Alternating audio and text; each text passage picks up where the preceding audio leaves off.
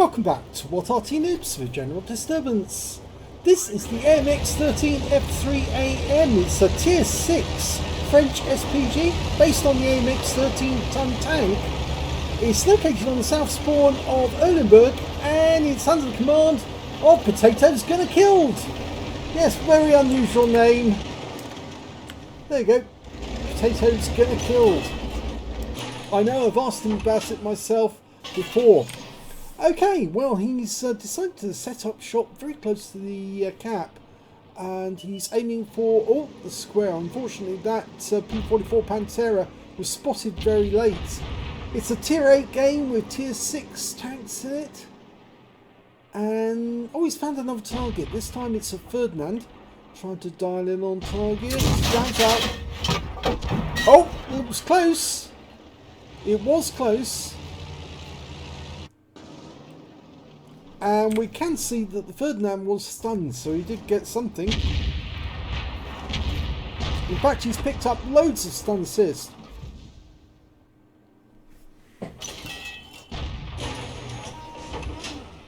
He's going for a blind shot, I think. Yep. And I think he might be about to pull back from this position. I think that with good reason, though, because the enemy is actually getting quite close. He's gone to overhead view because you can actually spot quite a lot of things that way. IS-3 is headed this way.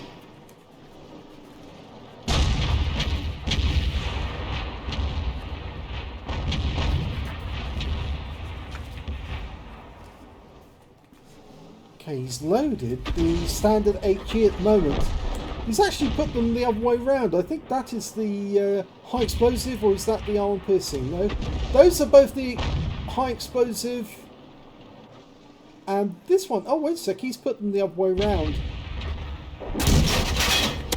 Well, he managed to get around into the IS-3, and since that was a stunning round, this must be the standard HE, this must be the armor piercing, and that must be the HE with added damage. Yes, he's got 770 alpha off that one. He's only got 630 alpha off that one, and then he's got 420 off that one there. Going for the Pantera.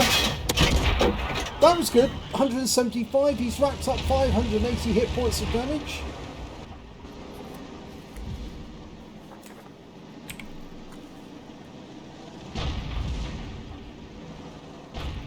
That's a two-way replay video. The first replay is featuring the AMX 13F3 and the second one is featuring the SU-8. A good hit there, 263 off that one.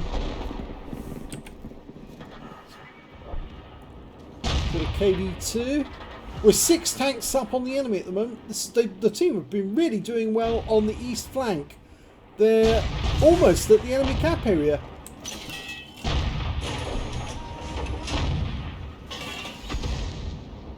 That's out. Fired it into the corner. Did get some stun, but didn't actually get a hit there. He's knocked up already a massive amount of 2,000 hit points of stun assist. So it really has been working for him, playing with the HE stun, the standard HE. Okay. Round up. Oh, big hit, 205 off that one. And I think the KV2, yes, he's been wiped out. The FB304 got him in the end. Okay, so we've got a box tank there. And then the P44 Pantera. In fact, there's only 2 enemies left, the Pantera and an SP1C. And there he goes through the frame of the camera. He's trying to get it out. Well, he's trying to run away, I think, more than anything. The Pantera has been wiped out. The SP1C is the last. And he's just gone, and that's it, the end of the game. So the first battle is a victory. Here's the end of battle results. It was the second mark of excellence for Potatoes Gonna Killed in the AMX 13F3AM. He got an ace tanker in the game as well for doing a nice amount of damage, and a bruiser medal for getting at least 5 critical hits. He got 5 exactly. It wasn't so much the actual damage he did, it was more the stun assist in this one. You can see he did 1,373 hit points of damage, which didn't put him at the top of the tree. That was the Batchat Barask, who got 2,491 hit points, followed by the Carnarvon with 2,207, and then the Scorpion with 2,099. Nobody on the enemy team managed to get above 2,000, and in fact, Potato's Gonna Kill actually got more damage than the highest scoring player on the enemy team in the Sparpanzer 1C. So yes, I think he was doing rather well, but when it came to kills, he didn't get any, which puts him way down the table. Top scorers being the Batchat Barask and the AMX 1357 with 4 kills apiece, and 3 kills for the Pantera on the enemy team. When it came to base XP, you can see he's right at the top of the tree with 969 base, 953 for the Barask and 908 for the AMX 1357, and the main reason why he got such a high base XP will become apparent very shortly. 7 shots fired, 2 direct hits, no penetration but 7 splash, damage of 1,373 hit points, all of it at more than 300 meters. He damaged 5 of the enemy, didn't get any kills, but here's why he got the ace tanker. 2,144 hit points of stun assist of 7 stuns. So playing the stunning HE really did have an effect for him. It boosted his score massively. On a free-to-play account, he actually earned 39,082 credits from that game, and after resupply of ammunition, took away 32,082 credits. He got 969 base XP, no multipliers, so that's all the experience points he took away. So he says, first ever 2 mark in an Arty, 3.4k combined ace. Very nicely done. If that is your first Arty that you've actually 2 marked, very well done, yes, because I think the first one I 2 marked was, I think it may have been the SU-122A, which was also the first Arty that I ever first marked as well, funnily enough.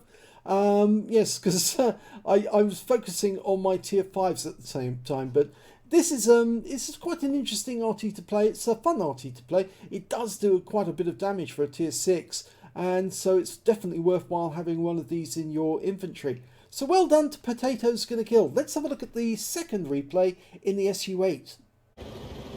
The second replay is in the SU-8 on the north spawn, or is it south spawn? South spawn of Widepark, and it's TanqAndTonic who's in command. And he's got a 3 marked SU-8. Now the SU-8 is almost very similar in many ways to the M44 in the amount of damage it can do. It's got an alpha of 550, which is slightly more than the the M44. Of course, that's after it's been reduced by Wargaming. The problem with the SU-8 is it's got a very narrow arc. Unlike the M44, which has a gun that can pivot in its mount, the SU-8 actually has to turn the vehicle quite a lot of the time just to get the gun to lay on the target. Okay, ready to go, and the first target he's aiming at is an enemy M44. What are you doing there? Rounds out. Direct hit. He kills the M44 with his first shot. I think he's going for a quick counter battery. There's 3 enemy Arty, and I think if he can reload in time... No, he can't. The M44's dead. But here's another one. Yep, if you thought you were missing out, here's another one for you to destroy. Oh, it goes long! The shell went right over the top of the M44, and he's now pulling back behind the buildings to save himself. There's plenty of fire going in his direction, so I think everyone wants to get rid of him. Fires a round in, and no joy. Okay, there's a number of enemy tanks over this side by the bridge, and there's always plenty of targets, and this is where the second shells actually can come in useful. Rounds out from the rear of the OI, and he gets a kill. Okay, plenty more targets. I'd say that Thunderbolt, who's very close to the top near the railway line, he's a priority target because that guy has got plenty of armour to stop him being hurt. That one went right in his face for 103. He's not going to be happy there. There's also a budgie up on the railway line, but I think he's pulling back now. TanqAndTonic's going to plant one in the Thunderbolt's face. Rounds out. Another one right on the mark. keep pumping those rounds in on him until he's gone. If you miss him, you'll probably hit the KV-1S who's sitting behind him at the moment. Rounds out, looks good. Yes, he gets the Thunderbolt. He turns sideways, which exposed his weaker rear armour. And the enemy M44 is coming to sight, but not for very long, because he just got taken out by the T-3485. With 3 tanks up on the enemy already, and TanqAndTonic's having to dial in again, and it looks like the wreck of that Thunderbolt is protecting the KV-1S, but he fires it in, and he gets a hit. In fact, he actually hit the MT-25 as well. The enemy team are now down by 3,000 hit points and 3 tanks. It looks like they're going to expire very shortly. Rounds out in the KV-1S. I think that hit the wreck of the Thunderbolt. Okay, they've been joined by VK3002M, who's trying to bolster their defences.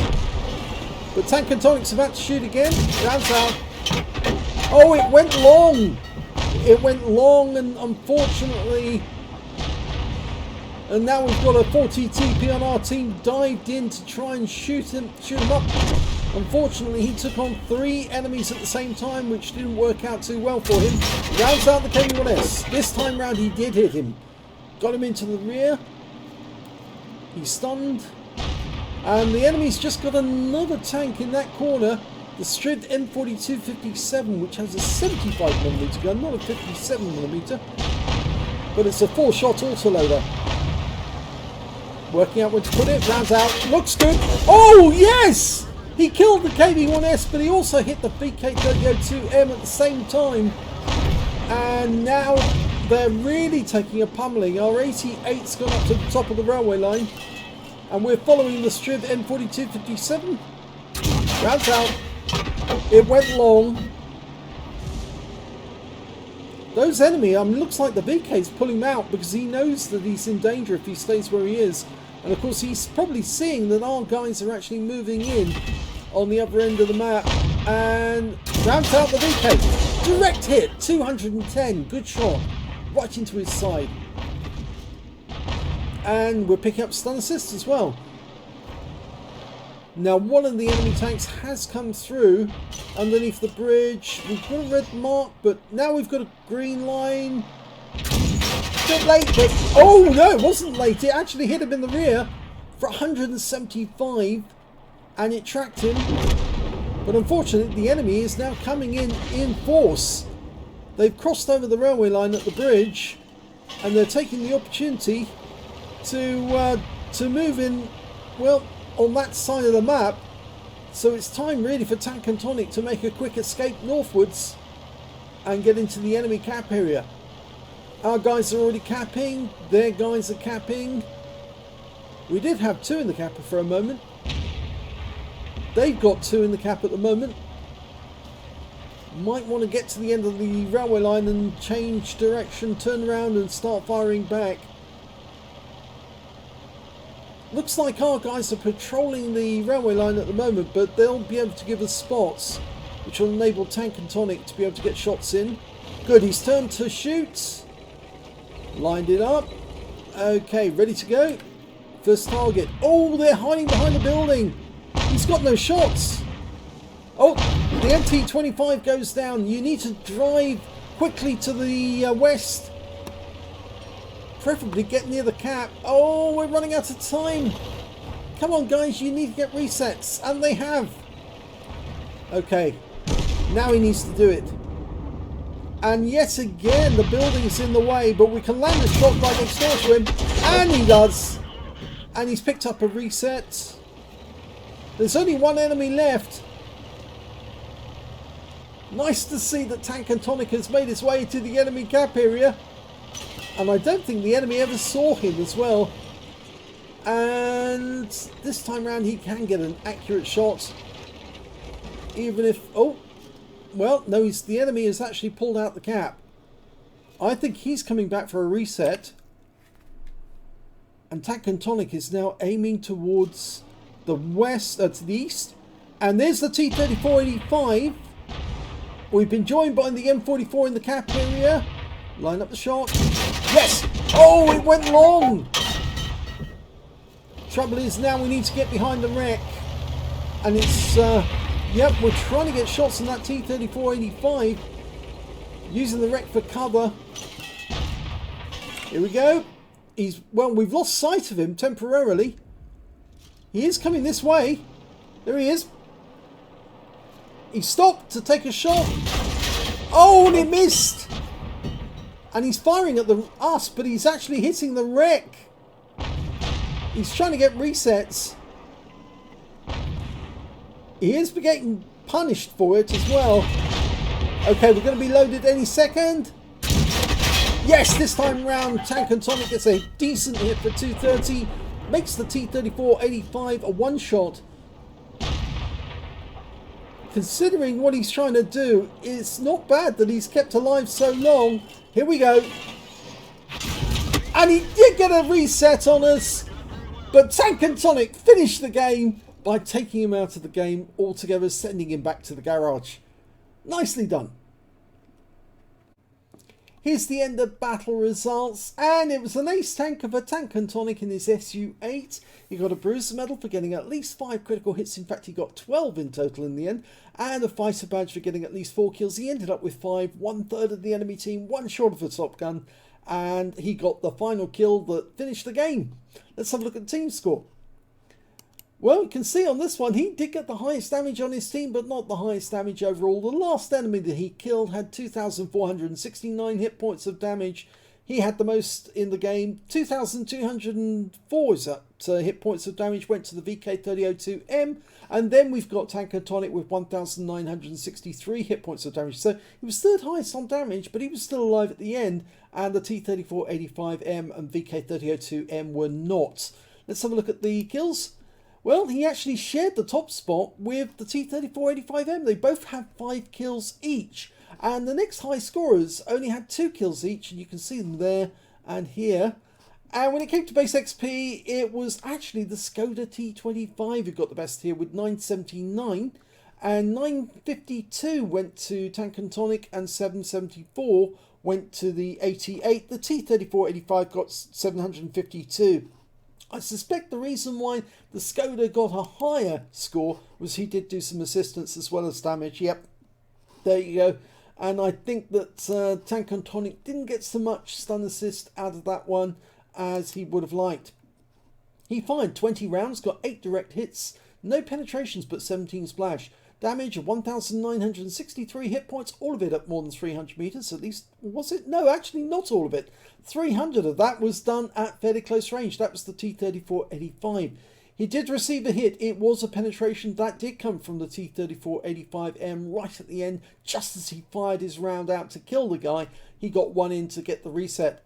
8 enemy vehicles were damaged, 5 were killed, and 434 hit points of stun assist off 11 stuns. He got 5 capture points and 3 defense points. And the defense points came when he reset the cap at the other end. The capture points was the last few points that he managed to earn after he was holed by the T3485 and just before the final credits came up saying they've won the game. On a premium account, he earned 26,207 credits, and after repair and ammunition resupply took away 23,173 credits. 952 XP times 2 for the first victory, 2,856 from personal missions payout, and 5,712 experience points altogether. I think actually, I'm just trying to have a quick look at the defense. Did he get a defender medal, the T3485? Yes, he did. He not only picked up the high caliber, he did get a defender by resetting the cap as many times as he did. So congratulations to the T3485M for doing that, because he got 2 Battle Hero medals out of the game, but he didn't come away with the win because in the end TanqAndTonic was able to finish him off. So I hope you enjoyed both of those replays. If you did, please give this video a like. Do subscribe to our channel. Leave a little comment down below because it feeds the algorithm.